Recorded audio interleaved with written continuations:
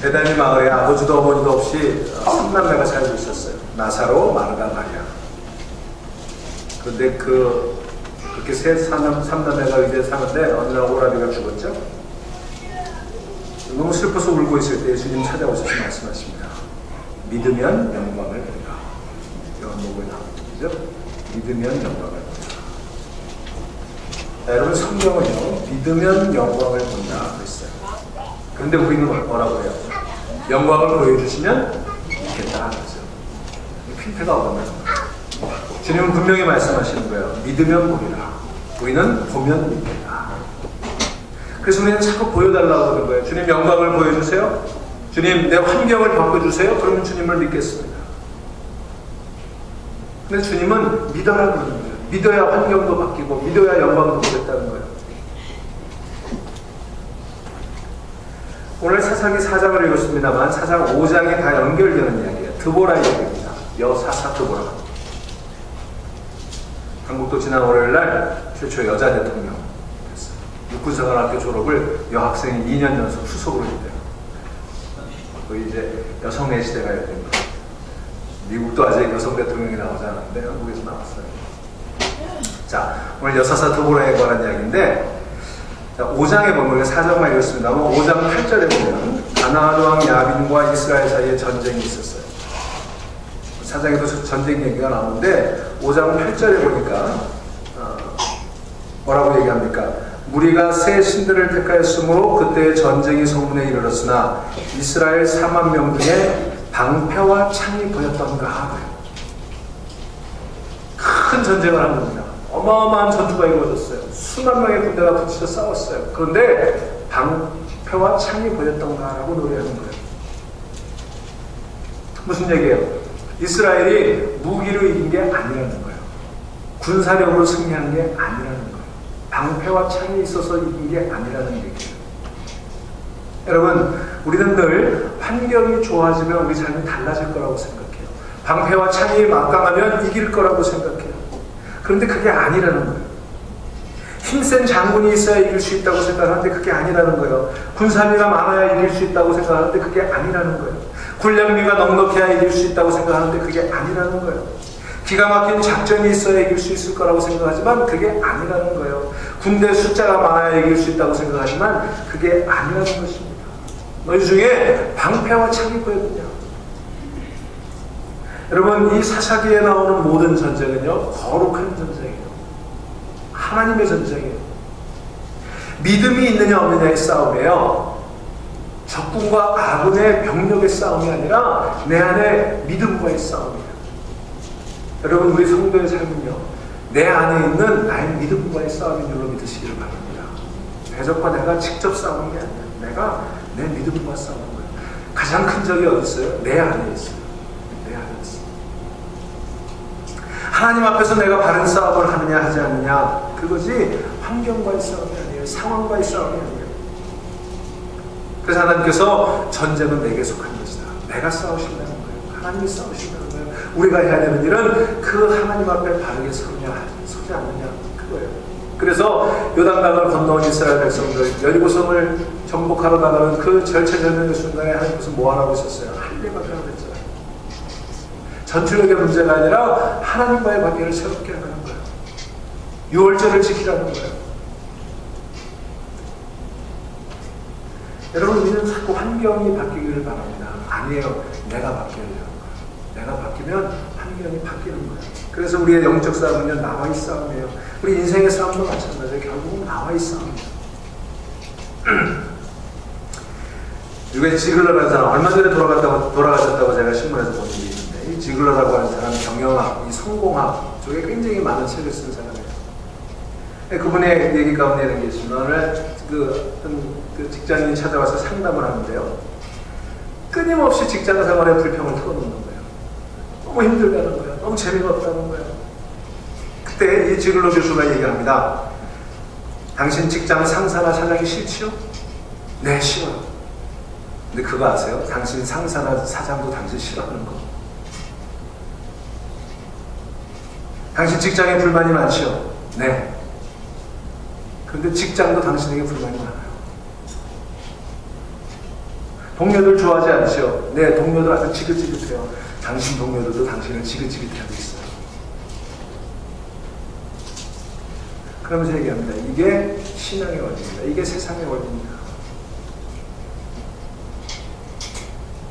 바깥 사람들이 당신을 그렇게 싫어하고 좋아하지 않을까요? 당신이 그들을 싫어하고 좋아하지 않는 거죠.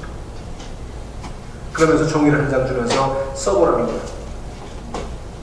내가 직장을 좋아할 수밖에 없는 이유를 한번 찾아 써보라는 거예요. 당신에게 직장이 준 유익, 행복을 준 것들이 있으면 한번 써보라는 거예요. 곰곰이 앉아서 써봤더니 20가지 정도가 써지더라는 것입니다. 매달 월급을 주어서 그 월급으로 가족이 먹고 사는 것, 1년에 몇 차례 휴가를 보내줘서 쉴 수 있게 된 것, 여러 가지 가끔은 일이 잘 되었을 때 보람과 성취감을 느낄 수 있었던 것 써보니까 직장 생활을 통해서 그렇게 지긋지긋하게 느껴졌던 직장 생활을 통해서 자기가 얻을 수 있었던 유익이 20가지나 되더랍니다. 그래서 얘기합니다. 종이를 한 장 보시면서 이제 여기다가 직장이 이미 좋은 직장이 된 것처럼 그려보면서 그 좋은 직장으로 출근할 때의 기쁨, 사람들하고 웃을 때 뭐 이런 것들을 한번 그려보라고 그렇게 얘기를 해줬습니다. 그러면서 얘기를 하죠. 이제 이미 좋은 직장이 되었다고 생각하고, 그리고 이제는 출근할 때 다른 사람들을 대할 때 웃으며 대하고, 사장이 당신한테 어떻게 대할 것인가를 생각하지 말고 당신이 사장에게 어떻게 잘 될 것인가를 생각해 보십시오. 그러면 사람을 좋아하게 될 것입니다. 환경의 문제가 아니라는 거죠. 마음의 문제예요. 믿음의 문제라는 거예요. 여러분, 내가 변하면 세상이 변하는 걸로 믿으시기를 바랍니다.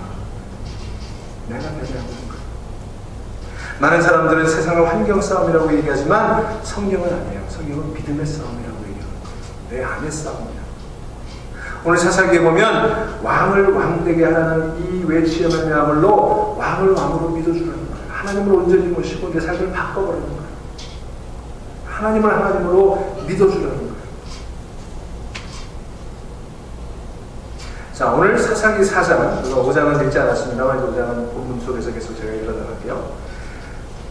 12명의 사사 가운데 유일한 여성 사사 드보라에 관한 이야기입니다. 우리가 앞에 3장에 보면 사사가 몇 사람 나와요? 3장에 사사가 몇 사람 나와요? 이렇게 해줘도 몰라요. 3장에 사사가 3사람 나온다고요. 여러분 개념을 계속 찾아보는 척 하지 마세요. 본다고 아시겠어요? 저를 보세요. 저를. 3장에 사사가 3사람 나오죠. 온니엘이 나오고 에옷이 나오고 삼갈이라는 사사가 나와요. 그 소모는 막대기 하나로 600명 블레셋 군인을 쳐부순 삼갈, 그의 이야기는 3장 31절 딱 한 절 나와요. 자, 이렇게 3장 전체에 사사가 3사람 얘기가 나오는데 짤막짤막하게 나오죠. 그런데 오늘 보면은 여성 사사 드보라의 얘기는 무려 4장과 5장에 걸쳐서 55절이나 그 얘기가 이루어지고 있어요. 그래서 이 드보라는 대사사 가운데 하나예요. 12명의 사사 가운데 그 이야기가 좀 상세하게 기록이 되어 있는 드보라, 또 누구의 삼손, 또 기드온, 이런 사람들이 대사사고요. 그리고 짤막짤막하게 소개되어 있는 사사들을 소사사라고 한다고 했죠. 이 드보라는 대사사예요. 그런데 사실은 가만히 여러분들이 읽어보시면 드보라 얘기는 별로 많이 안 나와요. 주인공이 3사람 나옵니다. 드보라하고 그의 군대장관 바락이라는 사람하고 나중에 야엘이라고 하는 여인 이야기가 나와요. 3사람 얘기가 이렇게 섞여 나오는데 드보라가 한 일은 별로 많지는 않아요. 그래도 드보라는 이 스토리의 주인공으로 그렇게 여겨지고 있습니다. 자, 오늘 본문의 배경은요, 이스라엘이 이제 가나안 땅을 정복하고 거기서 사사시대를 살아가는데 아주 중대한 위기가 닥쳤던 그런 사건이에요. 자, 가나안을 정착하는 과정에서 땅들을 정복했죠. 근데 산악 지역은 비교적 쉽게 정복했어요. 근데 이 평야 지역을 잘 정복하지 못한 거예요. 왜냐하면 그 가나안 땅 거민들이 뭘 가지고 있었다고 그랬어요? 철병거를 가지고 있었다고 했죠. 그게 2가지 이유가 있어요. 하나는 그게 좋아 보이고 그것이 너무 탐나서 그들을 내버려둔 탓도 있고, 또 하나는요, 이 철병거라고 하는 거는 평야 지역에서는 큰 힘을 발휘하지만 산악 지역에서는 별로 힘을 발휘하지 못해요. 그래서 비교적 산악 지역을 쉽게 점령할 수 있었고 이 평야 지역은 점령하지 못한 거예요. 자, 그런데 이 평야 지역이 굉장히 중요한 지역이었어요. 그죠? 여러분? 평야가 중요하죠. 그게 곡창지대 아니에요. 이스라엘은 이 중부 남부 지방은 산악지역이고요. 이 이스라엘 평원, 갈릴리, 지금 우리가 얘기하는 갈릴리 지방, 거기가 평야지대예요. 곡창지대예요. 그게 전략적으로 굉장히 중요한 지역이었어요. 그 지역을 지금 가나안이 아직도 차지하고 있는 거예요. 그 당시에 이 애굽으로부터 메소포타미아 지방으로 이렇게 이어지는 도로가 있는데 그 중요한 길목이 바로 이 이스라엘 평원이었어요. 이 골짜기였어요. 계곡. 그래서 이집트와 메소포타미아를 잇는 아주 그저 곡창지대이기도 했고 또 상업이 지나다니는 길목이었기 때문에 굉장히 중요한 지역이었어요. 그런데 오늘 보면 5장 6절에 보면 우리가 4장만 읽었습니다만 5장 6절에 보면 뭐라고 되어 있어요? 아나세 아들 삼갈의 날에 또는 야엘의 날에는 대로가 비었고 길에 행인들은 오솔길로 가면도다 하고 있어요. 무슨 얘기냐면 대로는 가나안 거민들이 지금 차지하고 있었기 때문에 이스라엘 사람들이 그 큰 길로 다니지 못하고 산길로 오솔길로 돌아다녔다는 거예요. 그런 상황을 얘기하는 거예요. 그곳에 19절에 보면 무깃도라고 하는 지명이 나옵니다. 무깃도라고 하는 건 이스라엘 계곡, 굉장히 중요한 전략적 요충지인데요. 이 무깃도는 수없이 많은 전쟁이 이루어졌던 곳이에요. 역사적으로 거기를 차지해야 되는 거예요. 그래서 수없이 많은 점령이 이루어졌던 거예요. 여러분 요한계시록에 보면 인류 최후의 전쟁이 일어나는 곳이 어디예요? 어디서 전쟁이 일어난다고 했어요? 아마겟돈. 아마겟돈. 여러분 기억하기 좋게 왜 전쟁이 났어요? 아마겟돈에서? 아마겟돈 때문에 났을 것이다. 자, 아마겟돈이라고 하는 그 지명이 뭐냐면 무깃도의 땅이라는 뜻이에요. 무깃도의 땅. 그러니까 그만큼 전략적으로 중요한 지역이었어요. 자, 그곳을 이제 이 가나안 사람들이 차지하고 있었어요. 가나안 왕 야빈이 그 땅을 차지하고 있었어요. 그래서 이스라엘을 무지하게 괴롭혔던 거예요. 자, 여러분 우리가 사사기를 공부할 때 사사기의 그 비셔스 사이클 악순환이 나온다고 그랬죠. 그게 뭐예요? 이스라엘의 범죄, 그 다음에 범죄하고 나면 하나님의 징계를 받고 나면 이스라엘의 호소와 간구, 그 다음에 하나님의 구원. 이게 반복돼서 나온다고 했죠. 오늘 4장부터 보면 그 사이클이 또 반복되고 있어요. 4장 1절부터 4절에 보면 어떻게 이루어졌는지 보세요. 에웃이 죽은 이스라엘 자손이 또 여호와의 목전에 악을 행하며 범죄가 나오죠. 그랬더니 여호와께서 하솔에서 통치하는 가나안 왕 야빈의 손에 그들을 파셨으니 하나님의 징계예요. 그래서 하솔 왕 야빈으로 하여금 이스라엘을 다스리게 만드셨어요. 그래서 20년 동안 그를 학대했어요. 여기 보니까 학대했다라고 하는 말이 나오는데 이 학대했다라고 하는 말이 참 재밌는 표현이에요. 라츠라고 하는 단어를 쓰고 있는데요. 비틀어 짠다 그런 뜻이에요. 비틀어 짠다. 특별히 어떤 때 쓰이냐면요. 포도주를 담가놓고 포도주가 이렇게 발효되었을 때 이제 마지막으로 그거를 들어가서 발로 지금이야 뭐 기계로 담은 거 아니라 옛날에는 발로 밟아가지고 그 포도주를 이기잖아요. 그 표현입니다. 발로 짓밟아서 으깬다. 그러니까 이 가나안 왕 야빈이 이스라엘을 20년 동안 얼마나 학대했는지 그 포도주를 발로 밟아서 으깨듯이 그렇게 학대했다는 거예요. 그렇게 되니까 이스라엘이 너무 아파서 너무 고통스러워서 하나님께 부르짖습니다. 그때 하나님께서 보내주신 사사가 누구예요? 드보라였어요. 근데 드보라가 어떤 인물인가 잠깐 살펴볼까요? 오늘 본문에 보면 드보라를 뭐라고 설명해요? 그때 라피돗의 아내 여선지자 드보라가 이스라엘의 사사가 되었다 그랬어요. 라피돗의 아내 여선지자 드보라예요. 라피돗이 어떤 인물인지는 성경에 전혀 나와 있지 않아요. 다만 그 라피돗이라고 하는 이름의 뜻이 히브리어로 횃불이라는 뜻이에요. 횃불.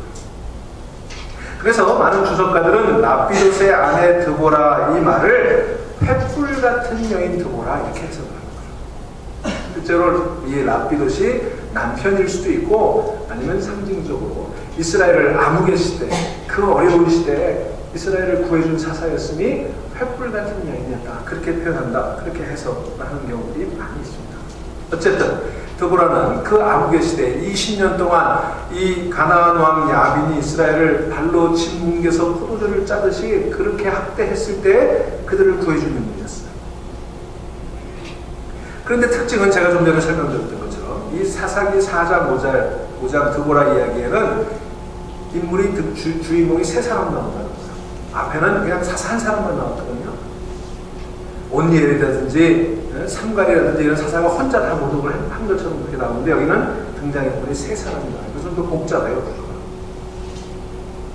3장 9절에 보면 여호와께서 이스라엘 자손을 위하여 한 구원자를 세우고 그들을 구원하게 하시니 그는 곧 갈렙의 아우 그나스의 아들 온니엘이라. 주인공이 온니엘 한 사람이에요. 3장 15절에 보니까 여호와께서 그들을 위하여 한 구원자를 세우셨으니 그는 곧 베냐민 사람 게라의 아들 왼손잡이 에훗이라. 간단하게 이렇게 설명이 되어 있어요. 그런데 4장에는 여러 사람이 등장합니다. 여러 사람이 나오고 함께 일을 하는 것들을 볼 수가 있어요. 드보라가 나오는가 하면 군대 장관 바락이 나오고요. 그 다음에 가장 마지막에 그 야빈과 시스라를 죽인 사람이 누구예요? 야일이라고 하는 여인입니다. 여러분 옛날 전쟁에서는요, 아무리 전쟁을 잘했어도 누가 마지막에 궁을 세우는 거예요? 적장의 목을 가져오면서. 그러니까 이 야엘이 마지막 궁은 야엘이 세운 거예요. 야엘도 여인이에요. 자, 3장을 다시 한번 복습해 보겠습니다. 온니엘 나오죠? 온니엘은 나이가 많은 사람이었어요. 사사로 부름받았을 때. 그러니까 그 온니엘 이야기 속에서는 뭐야? 하나님께서는 나이 많아 리타이어한 온니엘 같은 사람도 들어 쓰셔서 이스라엘을 구원하신다. 그런 메시지를 줍니다.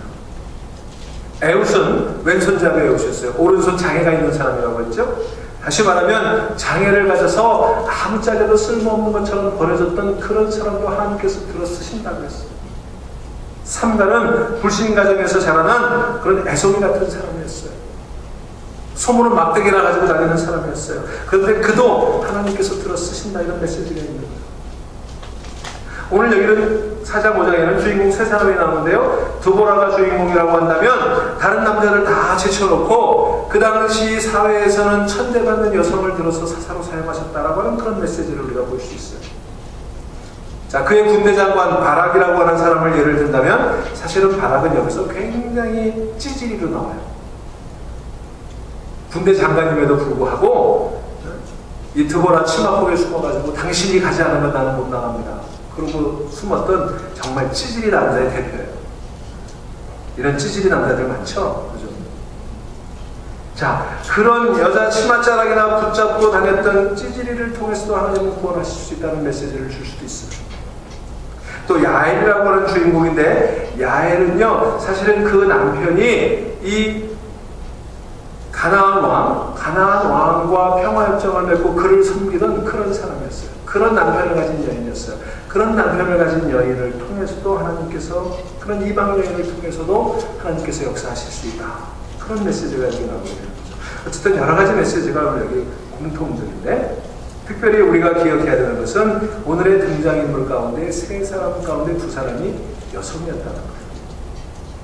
남자가 하나 등장하는데 그 남자는 찌질이 바락이었어요. 자, 이 세 사람이 한 편이에요. 그리고 그 상대는 누구예요? 천하무적 야빈이에요.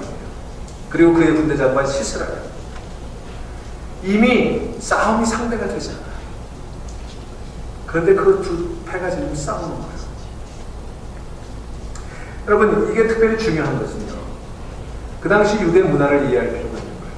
그 당시 유대인들은, 그 당시뿐만 아니라 그 이후로 유대인들은요, 이 특별히 랍비들은 아침에 일어나면 세 가지 기도를 드렸다 그러죠. 감사의 기도를 드리는데, 첫째, 하나님 저를 동물이나 짐승으로 만들지 않은 것을 감사합니다. 두 번째, 하나님 나를 이방인으로 만들지 않은 것을 감사합니다. 셋째, 하나님 나를 여자로 만들지 않은 것을 감사합니다. 그렇게 기도했다. 그 정도로 여성을 무시하는 그런 시대적인 상황이었어요.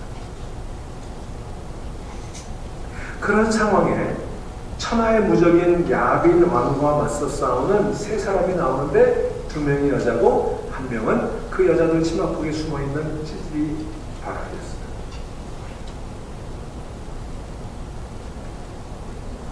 그러면서 사사는 드보라에게만 그 이름을 붙여줍니다.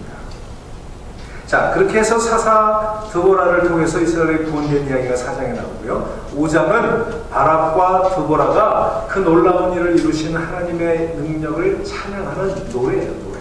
5장은.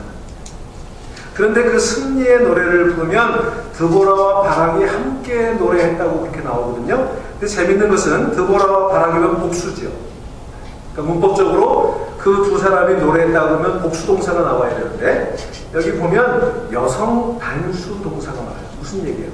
드보라의 노래라는 얘기예요. 바락을 그냥 띄워주고 있어요. 그러니까 이 사사기를 기록한 사람은요, 여기 등장인물 세 사람이 나오지만 사실은 바락은 그냥 찌리로 끼어들어갔던 거고, 오히려 여성들을 강조하는 차원에서 천대받고 보잘것없는 여성들이 그렇게 놀라운 일을 하는 것과 대비해서 사실은 중요한 군사적인 임무를 수행해야 되는 이 바락이라는 사람이 그 뒤에 숨어서 보여줬던 스피리 같은 행동을 대비시켜서 여기 등장시켜놓고 있는 거예요. 여러분 보면 4장 9절을 보세요. 이제 드보라가 하나님의 계시를 받고 안 되겠다, 우리 야빈왕과 나가서 싸워야 되겠다. 그래서 군대장관 바락을 불러요. 나가서 싸우라고 그랬더니 바락이 뭐라고 합니까? 4장 9절에 이르되 내가 반드시 너와 함께 가리라. 여기 그 여인이 말하되, 엄마는 그 여인이 말하되 그랬어요. 이르되 she said. 그러면서 내가 이번에는 너와 함께 가겠지만 그러나 내가 너와 함께 가면 너는 영광을 얻지 못할 것이다. 그렇게 얘기를 하는 거예요. 네가 존경을 얻지 못할 것이다. 무슨 얘기예요? 바락에게 나가 싸우라고 그랬더니 바락이 나는 못 갑니다. 같이 가야 됩니다. 당신이 같이 가지 않으면 나는 못 나갑니다. 두려워서 벌벌 떠는 거예요. 참 한심스러운 찌질이에요. 그러니까 드보라가 안 됐구나. 그래 내가 같이 가마. 그런데 내가 같이 가면 너는 승리를 해도 이 승리가 네 것이 되지 못할 것이다. 그런 얘기예요. 그래도 당신이 같이 가야 됩니다. 치마폭을 붙잡고 늘어지는 거예요. 자, 그렇게 해서 나가서 싸워 이겼어요. 그런데 마지막에 전쟁터에서 마지막 영광은 누가 얻는다고요? 적장에 목을 가져온 사람이 이긴다고 했죠. 여러분, 다윗이 골리앗의 목을 들고 왔을 때 그 전쟁터의 사령관은 누구였어요? 사울이었죠.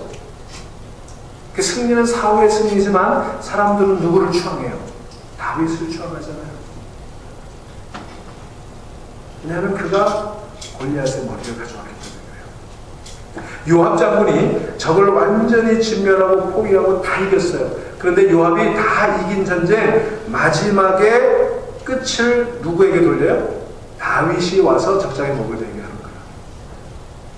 그게 요압이 얼마나 다윗에게 충성했는지, 자기가 적장의 목을 베고 자기가 모든 공을 세울 수도 있었는데 그 마지막 순간에 다윗에게 그걸 양보합니다. 대단한 사람들이에요. 오늘 본문에 보면 드보라가 나가서 이 바락과 함께 싸워서 이기죠. 근데 그 마지막 영광은 야엘이라고 하는 여인에게 돌아갑니다. 그가 적장의 목을 들고 오는 거예요. 자, 그렇다면 이게 뭘 얘기하는 걸까? 자, 이렇게 세 명의 주인공들이 나오는데 오늘 이 4장과 5장을 통해서 하나님이 정말 우리에게 말씀하시려고 하는 거예요. 이 사사기가 정말 우리에게 말하려고 하는 것은요, 이 전쟁의 진정한 주인공은 따로 있다는 것입니다. 이 전쟁의 주인공은 하나님이시라는 거예요. 하나님께서 이스라엘이 범죄할 때 저들을 묵고하지 않으셨고, 그리고 이스라엘이 부르짖을 때 저들을 살려주시고 용서해 주셨다는 거예요. 그리고 이스라엘에게 구원을 허락해 주셨다는 거예요.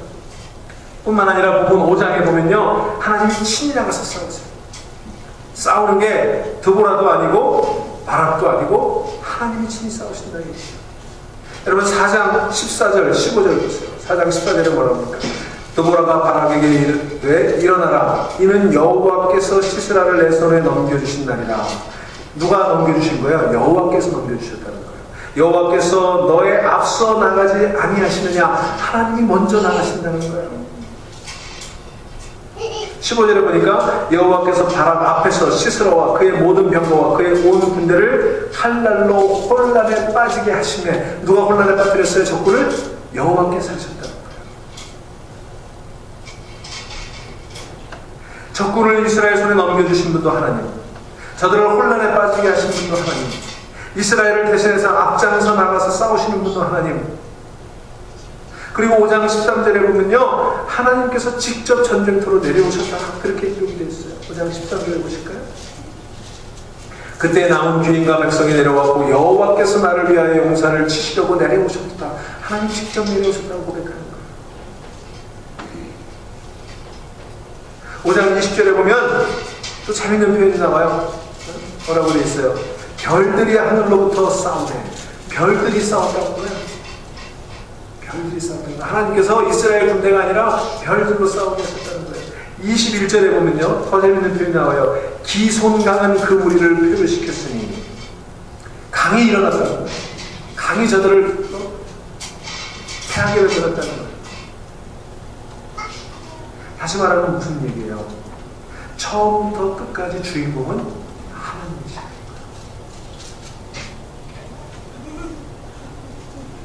여러분, 내가 이 세상 살아갈 때 내 재주로 사는 것 같죠? 내 경험으로 사는 것 같죠? 내 지식으로 사는 것 같죠? 그러나 내 인생을 이끌어 가시는 분은 하나님이세요. 하나님과 내가 바른 관계에 있으면 환경이 좀 모자라도 아는 게 좀 부족해도 가진 게 좀 없어도 마지막 종착점에 도착해보면 내가 승자가 될 수 있다는 거예요. 하나님과의 관계가 중요한 거예요. 하지만 하나님과의 나의 관계가 삐뚤어져 있으면 내가 아무리 많이 배워도 내가 아무리 많이 가지고 있어도 내가 아무리 노력을 해도 결국은 영광의 길이 보이는 듯 하지만 그곳에 이룰 수 없다는 거예요. 제잘남만 생기고 자기 얼굴에 때깔나는 것 같은 그런 모습으로 종착역에 도착해보니까 거기가 내가 도착할 곳이 아니더라는 거예요. 실패해 있다는 거예요. 내 인생의 싸움도 내가 하는 게 아니라 하나님이 하시는 거예요. 여러분, 우리 날마다 전쟁 같은 삶을 살아가고 계시죠? 그 싸움을 여러분 싸우려고 하지 마세요. 하나님이 싸우시도록 하시기 바랍니다. 하나님이 싸우시는 거예요. 너희는 가만히 있어라. 쫓아가지 말고 가만히 있으라는 게 아니에요. 하나님이 하시는 대로 하나님이 이끄시는 대로 따라가는 거예요. 나와 하나님과의 관계가 바르게 서 있기만 하면, 하나님을 온전히 신뢰하기만 하면, 하나님 손에 붙들리기만 하면 나는 승리한다는 것이 오늘 사사기의 메시지인 줄로 믿으시기를 바랍니다. 여기 5장 19절에 가보면요, 거기 무기토라고 하는 것이 나오죠. 아까 얘기했어요. 마지막 인류의 전쟁이 이루어진다는 것, 마지막 심판이 이루어진다고 하는 것, 무기토예요. 그만큼 수많은 전쟁이 이루어졌던 것이에요. 아마겟돈의 전쟁. 여러분, 오늘 우리가 살아가는 게 아마겟돈의 전쟁 같지 않으세요? 세계는 점점 살기 어려워지고 경제는 점점 더 어려워지고 힘을 나가라고 했던 미국도 아메리칸 드림은 다 나가는 것처럼 보이지 않으세요? 우리가 살고 있는 이 불신의 시대에, 이 어려운 시대에, 정말 아마겟돈같이 변해버리는 이 시대에 백성들이 존재하느냐 존재하지 않느냐, 살아남느냐 망하느냐, 이게 아마겟돈에서 결정이 되는 거예요. 그런데 그 아마겟돈에, 그 무기토에 누가 있어요? 철병거 900대를 가지고 덤벼든 적군을 봤어요. 바락은 그게 무서웠어요. 무기라도 있어야 싸울 건덕지가 있죠. 여러분, 하나님의 말씀을 믿지 못하니까, 하나님의 말씀을 직접 들은 적이 없으니까 그가 두려워서 나가지 못하는 거예요. 그래서 하나님 말씀 직접 들은 드보라의 치맛자를 붙잡고 늘어지는 거예요. 당신이 앞장서 가면 내가 가겠나이다. 여러분, 이 겁먹은 바락의 모습이 바로 오늘 우리들의 모습이에요. 여러분, 제가 자꾸 찌질이 남자들 그러니까 남자들이 좀 기분 나쁘실 텐데, 여러분, 오늘날 남성이라는 게 뭘 상징합니까? 남성이라는 건 폼 잡는 거 아니에요? 힘을 과시하는 거 아니에요? 그런데 자기 힘을 과시하고 자기 폼 잡던 그 바락이 900대 철병거 앞에 벌벌 떠는 거예요. 그게 오늘 우리들의 모습이에요. 여러분, 마귀가 노리는 게 바로 그거예요. 겁먹은 바락, 그게 이스라엘 백성이고, 겁먹은 바락, 그것이 오늘 우리들의 조상입니다. 자화상이에요. 세상에 너무 살기 힘들죠. 경제가 어렵죠. 아이를 교육시키기가 막막하죠. 이러다가 죽는 거 아닌가? 이러다 망하는 것 아닌가? 여러분 기억하세요. 절대로 망하지 않습니다. 하나님의 백성 망하지 않아요. 여러분, 환경이 너무 크게 보여서 저기고 가지고 있는 철병고 900대가 너무 어마어마하게 보여서 두려움에 사로잡혀 살아가도록 만드는 것이 바로 마귀의 전략이에요. 너는 이길 수 없어. 너는 끝났어. 너는 졌어. 상황은 이미 넘어가 버렸어. 그게 우리에게 두려움을 갖게 하는 마귀의 전략이에요. 그러나 여러분, 기억하십시오. 하나님의 허락 없이는 하나님의 백성은 머리털 하나 건드리지도 못하게 될 것입니다. 그건 믿음 가진 사실. 여러분, 세상의 위기를 바라보고 하나님의 백성들이 불안과 공포에 시달리고 신앙적인 침체의 늪에 빠지고 세상만 보이고 하나님은 보이지 아니하고 문제만 보이고 성령은 보이지 아니하고 위기만 보이고 말씀을 보이지 아니하는 그런 상황, 누가 만드는 거예요? 사탄이 만드는 거예요. 우리 눈에 위기만 보이잖아요. 우리 눈에 적군의 900대 철병거만 보이잖아요. 여러분, 그러니 그 눈으로 적의 철병거 900대만 보지 마시고 세상만 보지 마시고 위기만 보지 마시고 문제만 보지 마시고 하나님을 볼 수 있기를 주 이름으로 축원합니다. 하나님을 봐야 되는 거예요. 문제가 클수록 그 문제를 멋있게 부서뜨리는 하나님의 능력의 손길을 바라보는 여러분 되시기를 주 이름으로 축원합니다. 여러분, 세상이 너무 힘들어서 서 있기가 힘드세요? 그렇게 얘기하면 더 이상 버틸 힘이 없어요. I cannot stand anymore. 여러분, 세상살이가 그렇게 힘들어서 서 있기 어려우면 무릎을 꿇으세요. 무릎을 꿇으세요. If you can stand, try to kneel down. 유경의 고속도로에 있는 간판에 써있던 광고 문구라고요. 서 있기 힘들면 하나님 앞에 무릎을 꿇으라.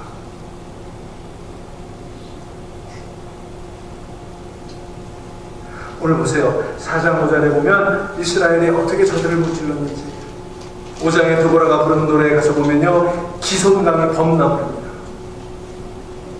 우리 재작년에 성주순례 가서 그 기손강이 흘렀던 그 길을 다 걸어봤어요. 지금 바락이 1만 군대를 이끌고 산꼭대기 요새에 올라가 있습니다. 지금 내려가야 되냐 말아야 되냐 고민하고 있는 거예요. 밑에는 4만 명의 군대가 900대의 철병거를 가지고 다 진을 치고 있는 거예요. 내려가서 싸울 기력이 없어요. 겁이 나서 바락이 벌벌 떠는 거예요. 그런데 그때 기손강이 범람을 했어요. 여러분 생각해 보세요. 지금같이 포장된 도로는 아니잖아요. 그러니까 강이 범람했으니까 어떻게 되겠어요? 그 이스라엘 골짜기에 있던 900대 철병거가 뭐가 되겠어요? 무용지물된 거예요. 진탕에 빠져가지고 꿈쩍도 안 하는 거예요. 그거 믿고 있었던 이 가나안 군대가 완전히 진퇴양난이 된 거예요. 탱크 900대 가지고 있으면 뭐합니까? 진창에 빠져가지고 움직이지 못하는 거예요. 그때 바락이 내려가서 물리치는 거예요. 폭우가 갑자기 쏟아지고요. 강이 범람하고 지르탕이 되니까 다 물에 잠겨서 꼼짝 못했어요. 여러분 기억하세요. 하나님의 작전은요 무궁무진했습니다.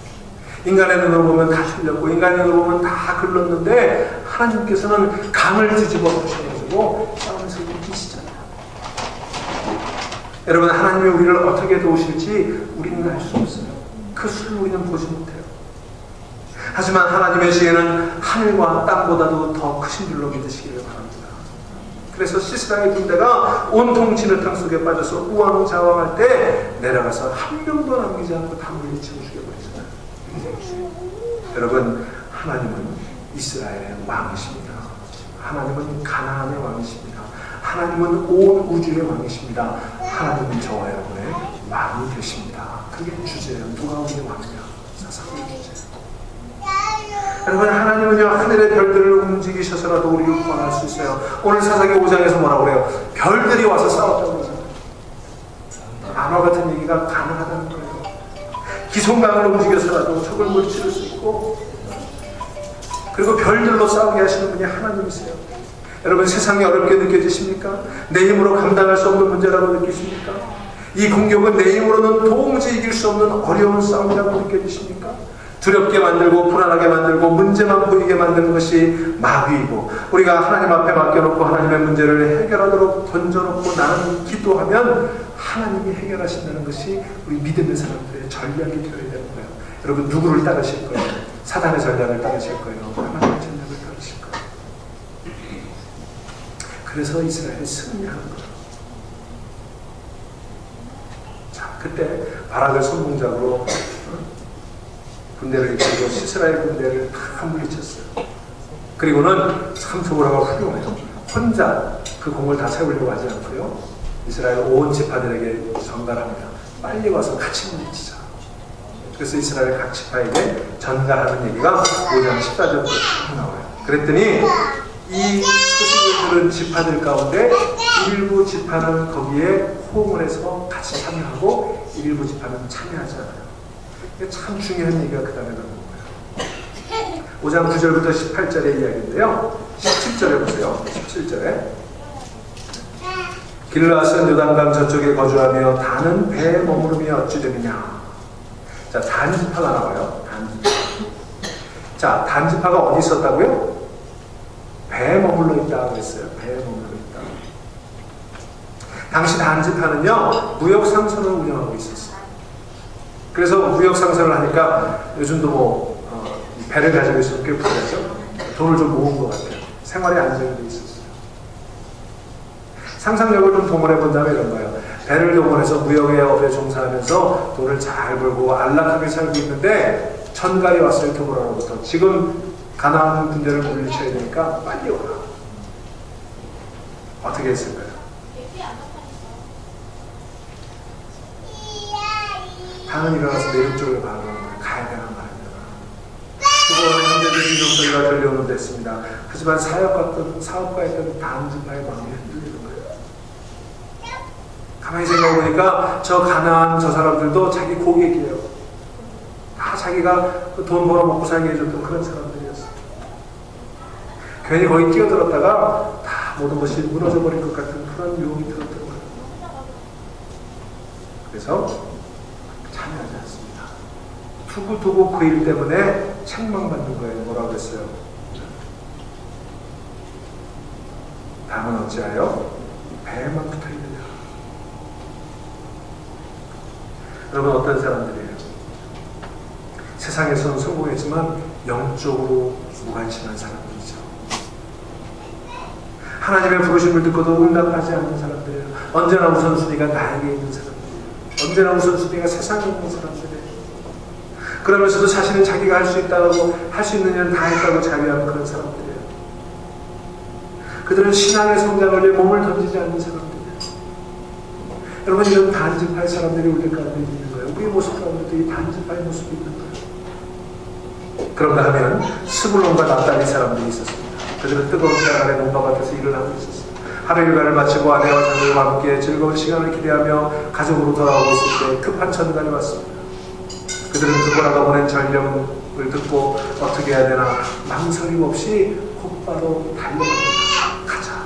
하나님께서는 우리를 인도할 사람에게 기름을 부으셨구나.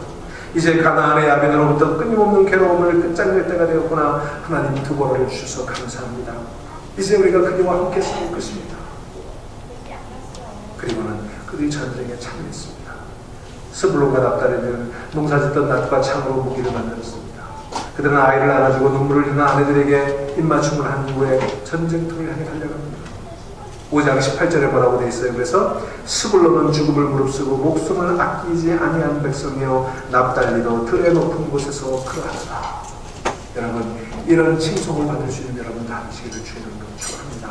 목숨을 아끼지 않는 백성. 그들은 단지파만 걸었어요. 그들은 모든 것을 걸었어요. 단지파는 모든 것을 붙들었어요. 전쟁이 승리로 끝났습니다. 누가 높이 올라갔어요? 드보라는 사사로서 지방을 돌아다니며 단지파의 마을을 방문합니다. 그리고 그들을 책망합니다.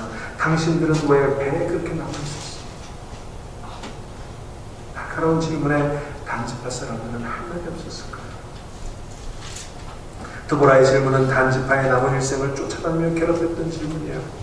당신들은 왜 배에만 남아있었어? 여러분 뭐라고 대답하시겠습니까?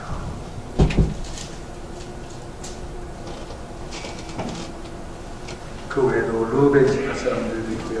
여러 지파 사람들이 저마다 다른 태도들을 보였어요. 여러분 누구 지파의 모습으로 살아가시겠습니까? 스불론과 naphtali처럼 하나님 우리를 부르실 때 달려가야 되지 않겠어요? 모든 것을 다 걸고 함께 참여해야 되지 않겠어요? 스불론은 죽음을 무릅쓰고 목숨을 아끼지 아니하는 백성이요 납달리도 들의 높은 곳에서 그러하도다. 이 칭송을 밟는 여러분들 나눌 수 있기를 주의 이름으로 축원합니다. 자, 그리고 나서 그 모든 이야기 끝에 야엘 이야기가 나와요. 자, 12지파 이야기를 쭉 제가 시간이 길어서 좀 끊었습니다만 12지파에 다 책망할 것과 칭찬할 일을 다 이야기한 이후에 마지막 야엘이라는 여인의 이야기를 갑니다. 5장 24절 이야기예요. 제가 서두에 얘기했던 것처럼 고대 전투에서 승리의 마지막은 뭐예요? 적장의 목을 가져오는 거예요. 자, 기송강이 범람했습니다. 철병거가 움직일 수가 없어요. 군사들이 싸우는 사이에 다 저들이 패트에서 다 죽어갑니다. 그때 이제 사령관이었던 시스라 병사들이 얘기합니다. 사령관님 몸을 피하십시오. 사령관님이라도 살아남아야 다시 전대를 정비해서 후위를 계약할 수 있지 않겠습니까? 그러자 사령관이 그 징탕에 빠져있는 철병거에서 내려서 맨발로 도망을 가는 거예요. 자, 그러다가 어디에 갔냐 하면요, 야민과 함께 평화조약을 맺고 있던 겐지파 사람, 겐족 사람 헤벨이라고 하는 사람의 집에 들어요. 이 겐지파 사람, 이 겐족 사람들이요, 이 야민과 평화조약을 맺었어요. 그들을 돕고 그들에게 물품을 납입하고 그러면서 먹고 살았던 족속이에요. 4장 11절에 보면 헤벨이라고 하는 사람은 뭐라고 설명하냐면 모세의 장인 호밥의 자손 중 겐 사람 헤벨 이렇게 돼 있어요. 친근한 인물들이 나오죠. 모세의 장인. 여러분 모세의 장인이 출애굽기 이름이 뭐라고 나와요? 혹시 기억하시는 분 있어요? 예? 모세의 장인 이름이 뭐예요? 큰 소리로 얘기해 주세요. 예, 이드로. 강한 주사의 말씀이죠. 자, 이드로예요. 근데 여기는 모세의 장인 호밥이라고 나오거든요. 이게 좀 이제 번역상의 문제인데, 호밥은 사실은 모세의 장인이 아니고요. 여기 장인이라고 하는 호텐이라고 하는 이 단어가 장인도 되고 처남도 돼요. 그러니까 이 겐 사람 헤벨은요, 모세의 처남 호밥. 호밥이 모세의 처남이었어요. 모세의 처남 호밥의 자손이 겐 사람이에요. 그 겐 사람 중에 헤벨이라는 사람이 있었어요. 자, 근데 이 헤벨이 이스라엘 백성들이 가나안에 들어올 때 모세와 그러니까 사돈지간이죠. 사돈지간이니까 이스라엘은 사돈지간이었어요. 그 사돈백 믿고 같이 따라 들어온 거예요. 거기 들어와 살았는데 역시 사돈 정도밖에 안 돼서 그랬는지 이 가나안 족속하고 평화조약을 맺고 그들을 섬기면서 그렇게 살아가고 있었던 그런 사람이었어요. 헤벨이라고 하는 사람. 그러니까 이 시스라가 이 사령관이 도망가다가 자기를 도와주고 있었고 자기가 막대한 이권을 주고 있었던 이 헤벨이라는 사람이 청원 장막을 보고 옳구나 여기 아마 살았겠구나 그러면 얼른 도망쳤죠. 아마 살았다고 생각했을 거예요. 이제 목숨을 건졌다고 생각했을 거예요. 그런데 그게 아니었어요. 하나님은 그것까지 계획하고 있었어요. 자, 그곳에 이 헤벨의 장막에 들어갔는데 그곳에 누가 있었어요? 헤벨의 안에 야엘이 있었어요. 근데 재밌는 것은요, 그 다음부터 성경은 헤벨의 장막이라고 하지 않고 야엘의 장막이라는 표현을 써요. 그러니까 아주 파격적인 거예요. 구약시대로는 남편의 집이지 아내의 집이라고 있을 수가 없는 거예요. 그죠? 옛날에 우리도 문패 집안에, 한국에 문패 걸어놓으면 여자 이름 걸어놓은 문패 잘 보셨어요? 잘 없죠. 다 그냥 가장 이름 적어놓는 거예요. 그러니까 헤벨의 장막이라고 얘기하는 게 맞아요. 그 당시의 풍습으로 보면. 근데 계속 야엘의 장막, 야엘의 장막이라고 나와요. 다시 말하면 헤벨은 자기의 아내를 위해서 가나안 족속과 타협하며 살아갔던 사람이에요. 그런데 야엘 그 부인은 그렇지 않았어요. 자, 이 야엘이 그 가나안의 군대장관 시스라가 들어오니까 반갑게 맞이합니다. 얼른 도와서 쉬시라고 얘기합니다. 그리고는 침실에 이부자리를 펴드리고요. 그리고 목이 마르다고 하니까 우유를 갖다 줘요. 우유가 마랐다고 했어요. 아마 이 헤벨 집안이 목축을 하면서 그 우유를 아마 이 가나안 족속에게 납품하던 그런 사람이었던 것 같아요. 그래서 우유를 갖다 주고 배가 부르고 요기를 하게 한 다음에 잠들게 합니다. 근데 재밌는 표현이 있어요. 4장 20절 한번 보세요.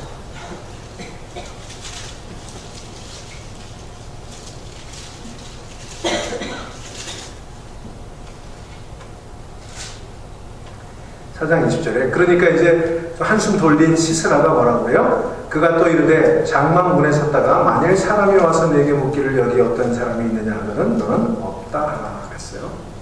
이제 다 먹고 한숨 돌린 이 시스라가 이제 야엘에게 내가 문 앞에서 좀 보초를 서라는 걸 나 잡으러 올 줄 모르니까 사람 들어오는 게 있냐고 물어보면 없다 하라 이렇게 얘기하죠. 근데 이 표현이 참 재밌는 표현이에요. 아주 풍자적인 언어의 표현을 쓰고 있어요. 여기 어떤 사람이 있느냐 물으면 없다 하라 그랬는데 이게 어떤 사람이라는 표현은 그냥 번역은 어떤 사람이라고 되어 있는데 남자가 있느냐 물으면 없다 하라 그 얘기예요. 무슨 얘기입니까? 남자가 없어졌다는 거예요. 여기서 남자라는 거예요. 힘의 상징이에요. 남성적인 문화의 상징이에요. 힘으로 불림하려고 하고 힘으로 모든 것들을 다스리려고 하는 남성 문화의 상징이에요. 전쟁이 벌어지면 누가 싸웠습니까? 다 남자들이 싸웠죠. 전쟁에서 이기는 사람들은 다 누굽니까? 남자들이죠. 그런데 여기 이 시스라, 남자 중에도 남자, 군대 장관, 저 가나안의 막강한 군대를 호령하던 이 사령관 시스라가 그렇게 얘기하는 거예요. 남자가 있느냐고 물으면 남자가 없다. 남자가 다 없어졌다는 얘기예요. 참 부끄러운 일이죠. 남자가 눈에 보이지 않는 세상.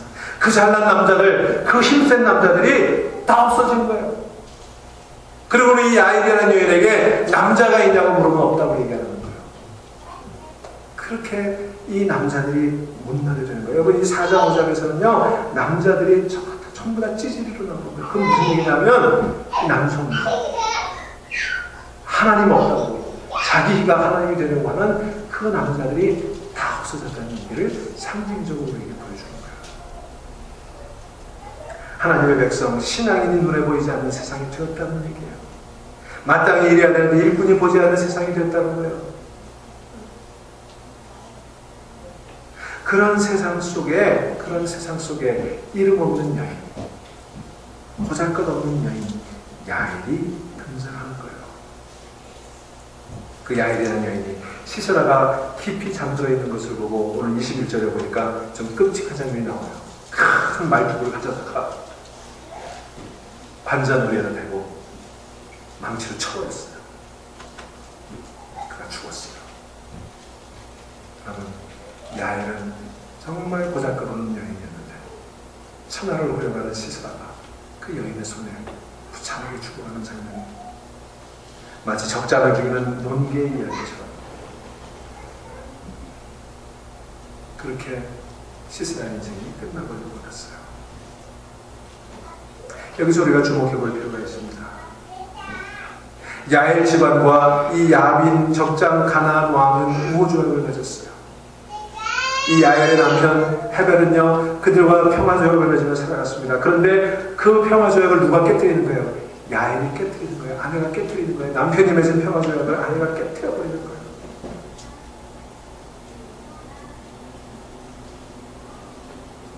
여러분 그는 하나님과의 평화를 선택하고 세상의 평화를 깨뜨려버렸어요. 남편이 세상과 타협했던 그것을 깨뜨려버리고 그는 하나님을 선택했던 거예요.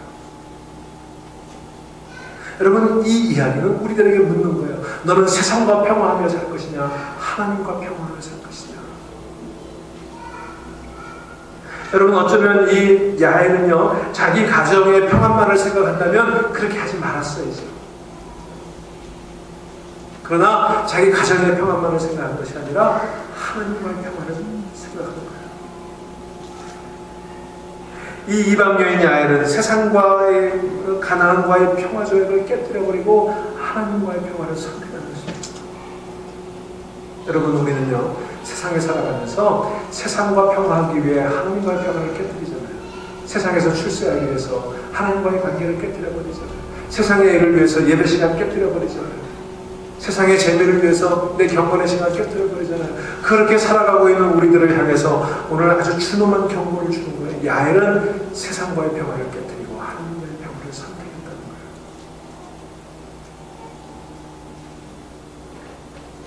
여러분 오늘 본문에 보면 장막이라는 단어가 계속 반복적으로 나와요.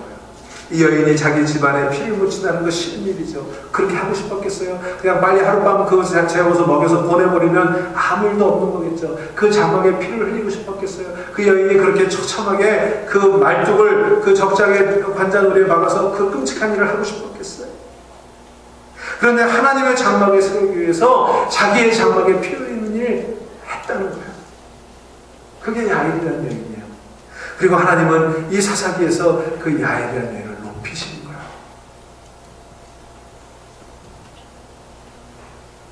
사랑하는 여러분, 우리는 어떻게 살아가야 될까요? 자, 얘기를 마칩니다. 시간이 많이 갔습니다만. 자, 이스라엘 백성들이 가나안 땅에 들어갔어요. 가나안 땅은 젖과 꿀이 흐르는 땅이죠. 근데 여기 참 재밌는 표현들이 많이 나와요. 여러분, 드보라라고 하는 이 이름의 뜻이 꿀이에요. 드보라가 꿀이에요. 그 다음에 야엘이라고 하는 이름이 있죠. 그 야엘이 뭐냐면 여러분, 그들이 젖을 자른 그 젖이 야엘이에요. 드보라와 야엘은 바로 젖과 꿀이에요. 그러니까 이스라엘 백성들이 가나안 땅에 들어가서 그 젖과 꿀이 흐르는 땅이라고 하는 말씀하셨는데, 그 젖과 꿀이 흐르는 어디서 나오는 거예요? 가나안의 풍요의 신 아스타롯의 젖가슴에서 나오는 게 아니라는 거예요. 철명가에서 나오는 게 아니라는 거예요. 저들의 아세라를 섬기고 바알을 섬기는 그 문화 속에서 나오는 게 아니라는 거예요. 젖과 꿀이 어디서 나와요? 드보라처럼 야엘처럼 하나님의 말씀을 붙들고 하나님과의 평화를 위해서 자기 가정에 가서 평화를 깨뜨릴 수 있는 사람, 그 드보라와 야엘이 바로 젖과 꿀이 흐르는 그 사람들이라는 거예요. 젖과 꿀은 하나님 앞에 순종함으로써 나오는 것이지 가나안 땅의 저 풍요로운 문화에서 나오는 게 아니라는 거예요. 여러분 이제 아시겠어요? 여러분, 우리에게 젖과 꿀이 흐르는 삶의 평안이 어디서 옵니까? 세상에서 오는 거 아니에요. 경제적인 성공에서 오는 거 아니에요. 세상적인 출세에서 오는 거 아니에요. 하나님 앞에 순종하는 그 믿음, 드보라와 같은 야엘과 같은 믿음에서 젖과 꿀이 흘러나오는 것입니다. 오늘 사사기는 그걸 얘기해주고 있는 거예요. 사랑하는 여러분, 이 힘들고 험한 세상 가운데 이 힘들고 험한 세상을 젖과 꿀이 흐르는 약속의 땅으로 변화시킬 수 있는 여러분 되시기를 주 이름으로 축원합니다. 드보라처럼 야엘처럼 믿음 안에 서게 될 때 우리의 삶에 하나님의 은혜의 젖과 꿀이 풍성하게 흐르게 될 줄로 믿습니다.